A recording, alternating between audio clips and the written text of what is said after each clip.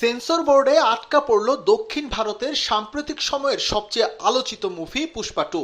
এই সিনেমা নিয়ে ভক্তদের আগ্রহের পারদ হিমালয় ছাড়িয়েছে।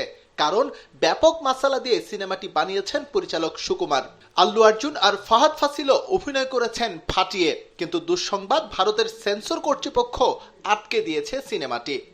3 ঘন্টা 22 মিনিটের এই সিনেমায় বেশ কিছু দৃশ্য বাদ দেওয়ার নির্দেশ দিয়েছে সেন্সর বোর্ড। সিনেমাটির 3টি জায়গায় আপত্তিকর কিছু শব্দ ব্যবহার করা হয়েছে, যা পরিবর্তনের নির্দেশ দিয়েছে সেন্সর কর্তৃপক্ষ।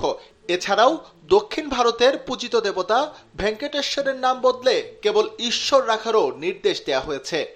শুধু কি তাই, আল্লুর একটি দৃশ্য বদল করারও নির্দেশ দেওয়া হয়েছে। এছাড়াও একটি অ্যাকশন দৃশ্যে আল্লু যেখানে শত্রুপক্ষের পা উপড়ে নিয়ে হাওয়ায় উড়িয়ে দিচ্ছেন, সেটিতেও বদল আনতে বলেছে সেন্সর বোর্ড।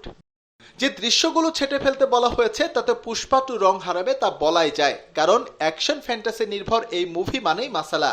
আগামী 5 ডিসেম্বর মুক্তি পাওয়ার কথা আল্লু অর্জুন ও রশ্মিকা মান্দানা অভিনীত এই ছবিটি। এর আগেও কয়েকবার পিছিয়েছে এই ছবির মুক্তি। এবার কি তাহলে সেন্সর কারণে পিছিয়ে যাবে পুষ্পা টু রিলিজ?